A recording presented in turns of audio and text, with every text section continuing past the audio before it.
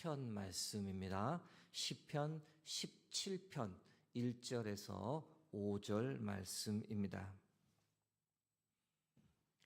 시편 17편 1절에서 5절 말씀 교독하겠습니다. 여호와여, 의의 호소를 들으소서. 나의 울부짖음에 주의하소서. 거짓되지 아니한 입술에서 나오는 나의 기도에 귀를 기울이소서. 주께서 나를 판단하시며 주의 눈으로 공평함을 살피소서. 주께서 내 마음을 시험하시고 밤에 내게 오시어 나를 감찰하셨으나 흠을 찾지 못하셨사오니 내가 결심하고 입으로 범죄하지 아니하리이다. 사람의 행사로 논하면 나는 주의 입술의 말씀을 따라 스스로 삼가서 포악한 자의 길을 가지 아니하였사오며 5절 합독합니다. 나의 걸음이 주의 길을 굳게 지키고 실족하지 아니하였나이다. 아멘. 이번 주는 추석 연휴도 있는 기간이라 수목금 3일간 시편 17편 말씀 가지고 묵상하고자 합니다. 17편 1절 전반부, 여호와여, 의의 호소를 들으소서. 나의 울부짖음에 주의하소서. 의의 호소라는 부분이 무엇인지 좀 궁금해지는 거죠.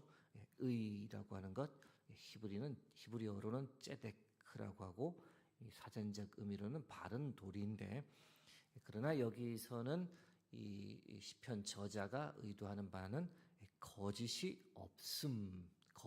없는 나의 호소를 들어주십시오라고 그렇게 해석을 할 수 있습니다. 왜냐하면 바로 이어지는 문장에서 이 짝을 이루는 문장인데, 짝을 이루는 문장이 어떻게 되어 있냐면 바로 이어지는 문장, 거짓되지 아니한 입술에서 나오는 나의 기도에 귀를 기울이소서. 즉 앞에서 말한 의의 호소라고 하는 것은 거짓되지 아니한 입술하고 이 대꾸를 이루는 겁니다. 조금 쉽게 풀어서 설명해 드리면, 하나님, 저의 기도를 들어주십시오. 저는 거짓이 없습니다. 저는 정직합니다. 하나님 앞에서 부끄러움 한 점 없습니다. 라고 이렇게 부르짖는 겁니다. 참 대단하죠. 하나님 앞에서 부끄러움 한 점 없습니다. 라고 고백할 수 있는 인생이 과연 몇이나 될까? 다윗이 아마도 우리아를 죽이기, 그 큰 범죄를 저지르기 전에 늘 하나님 앞에서 순수한 믿음으로 행했던 때이지 않을까라고 한번 생각해 봅니다. 2절 말씀 보시겠습니다. 주께서 나를 판단하시며 주의 눈으로 공평함을 살피소서. 주께서 나를 판단하시며 라는 말씀은 주께서 저에 대한 판결을 내려주십시오. 제가 진실한지 아닌지 판결해 주십시오. 주의 눈으로 공평함을 살피소서. 이 공평함이라는 말보다는 진실이라고 역시 보시면 더 좋을 것 같습니다. 제게 거짓이 있는지 없는지 하나님 보시고 판결해 주십시오. 자신의 이 거짓 없음, 진실함을 동일하게 하나님 앞에서 주장하고 있습니다. 어떤 면에서 진실된가? 그 이야기를 3절에서 5절에서 이 세 가지 면에서 저는 하나님 앞에서 진실됩니다 라고 고백하는데, 첫 번째는 제 마음이 하나님 앞에서 진실합니다. 두 번째는 제 입술이 하나님 앞에서 진실합니다. 세 번째는 저의 행함, 삶에서 늘 진실합니다. 이렇게 세 가지를 이야기합니다. 오늘은 그 마음의 진실함, 그리고 입술의 진실함, 행함의 진실함에 관해서 말씀을 더 깊이 나누어 보겠습니다. 17장 3절 전반부 한번 읽어드립니다. 주께서 내 마음을 시험하시고 밤에 내게 오시어서 나를 감찰하셨으나 흠을 찾지 못하셨사오니. 하나님 오셔서 제 마음을 들여다보지 않으셨습니까? 마음을 조사해 보시지 않으셨습니까? 제가 무엇을 생각하는지 하나님 너무 잘하시지 않습니까? 심지어는 밤에 내게 오셔서 나를 감찰하셨으나 흠을 찾지 못하셨다. 밤에 제가 홀로 있을 때 무엇을 하는지 하나님 직접 다 보시지 않으셨습니까? 제가 홀로 있을 때에도 주께 범죄하지 않았습니다. 하나님 아시지 않습니까? 이 마음의 진실함을 저자가 강조하고 있습니다. 참 그것도 하나님 앞에서 그렇게 할 수 있다는 게 참 대단하다라고 느껴지는데, 사랑하는 성도 여러분, 오늘 이 말씀 보실 때 하나님께서는 우리의 마음을 원하시는구나, 우리의 마음의 진실함을 원하시는 분이구나, 그런 하나님이심을 믿기 바랍니다. 하나님께서 우리에게 제일 먼저 요구하시는 것도 항상 마음입니다. 마음. 그래서 신명기 6장 5절 말씀을 보셔도 너는 마음을 다하고 뜻을 다하고 힘을 다하여 내 하나님 여호와를 사랑하라. 마음을 다하라라는 표현이 가장 먼저 나오는 것을 우리가 주목해 볼 필요가 있습니다. 여러분, 우리 모두가 마음을 다해 하나님을 사랑하는 저와 여러분이 되길 주의 이름으로 축복합니다. 우리가 하나님 앞에서 우리의 마음을 잘 가꾸고 이 하나님 앞에서 우리의 마음이 부끄럽지 않도록 살아야 할 이유가 또 있는데, 하나님 우리의 마음을 원하시기도 하지만 우리의 마음을 늘 감찰하시는 분이시기 때문입니다.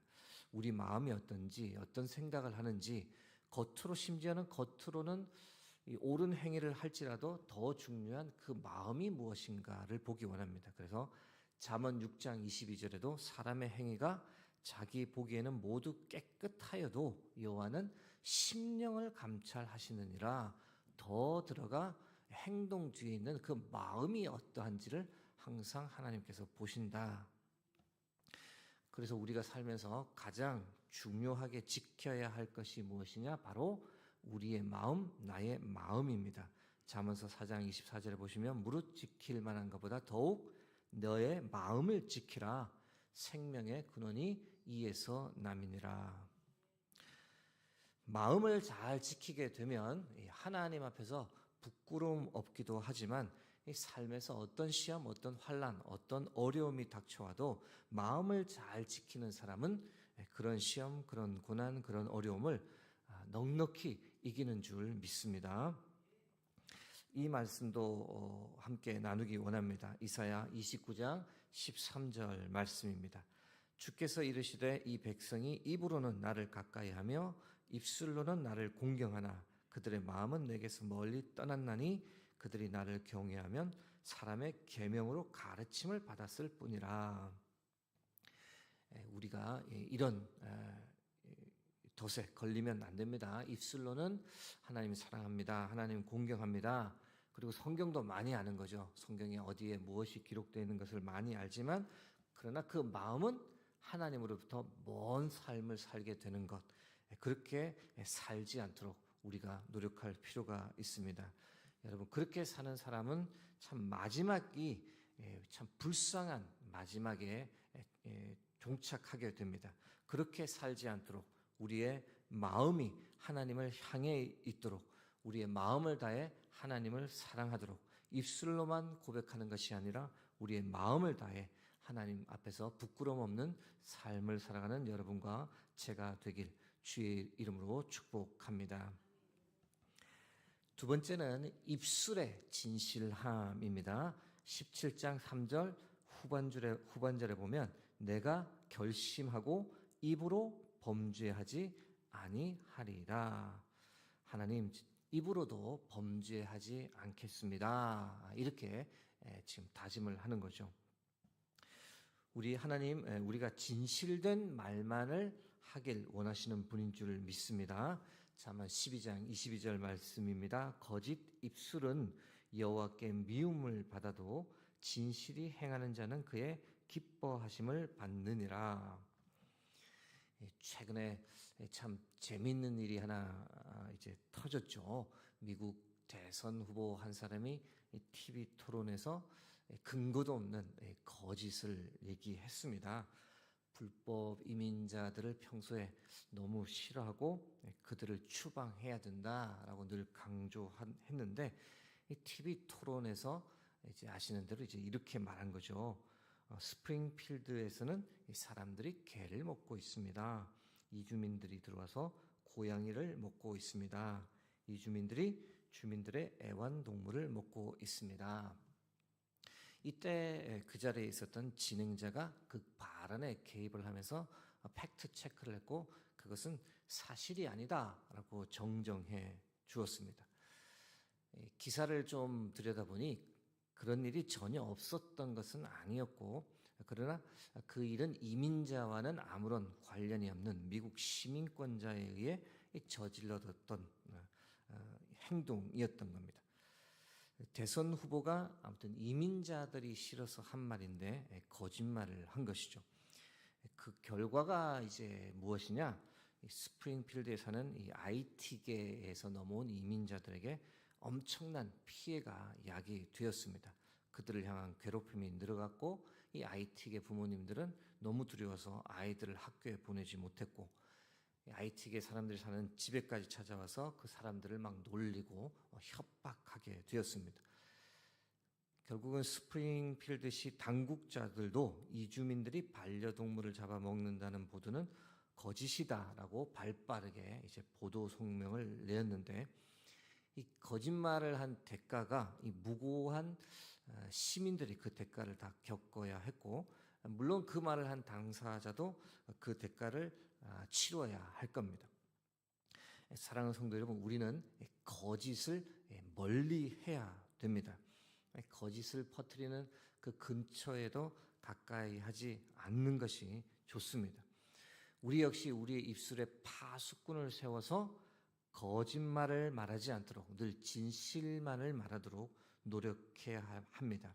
베드로전서 3장 10절 말씀입니다. 그러므로 생명을 사랑하고 좋은 날 보기를 원하는 자는 혀를 금하여 악한 말을 그치며 그 입술로 거짓을 말하지 말고 라고 기록되어 있습니다. 여러분 우리 입술에서 거짓을 멀리하고 진실만을 말하는 하루가 되길 주의 이름으로 축복합니다. 이어지는 4절, 5절에서는 이 행함의 진실함을 다윗이 강조합니다. 17장 4절에서 5절 말씀 함께 합독하겠습니다. 사람의 행사로 논하면 나는 주의 입술의 말씀을 따라 스스로 삼가서 포악한 자의 길을 가지 아니하였으며 나의 걸음이 주의 길을 굳게 지키고 실족하지 아니하였나이다. 다윗이 고백하는 거죠. 저의 행함, 저의 마음, 입술뿐만 아니라 저의 행함에 관해서도 말씀을 드리면 하나님 저는 늘 하나님의 말씀을 따라 악한 자의 길을 걷지 않았습니다. 주께서 원하시는 길을 걸었고 그 길에서 벗어나지 않았습니다. 이렇게 고백합니다. 여기서 중요한 표현 주의 입술의 말씀을 따라라는 표현 참 오늘 새벽에 좀 함께 붙잡았으면 하는 말씀입니다. 하나님의 말씀을 따랐다. 하나님의 말씀을 나의 행동 지침으로 삼고 살았다. 주의 말씀에 하라고 쓰여 있으면 했고 하지 말라고 쓰여 있으면 하지 않았다.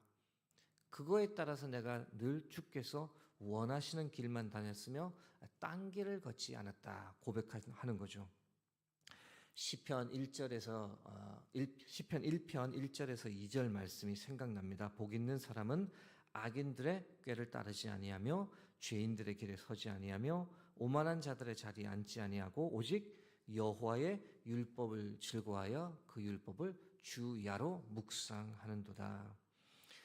사랑하는 성도 여러분, 오늘도 우리가 하나님의 말씀을 따라 행하는 복된 하루가 되길 간절히 소망합니다. 주의 말씀이 우리의 행동, 우리의 생각, 우리의 미래의 행동 지침이 되어야 할 줄로 믿습니다.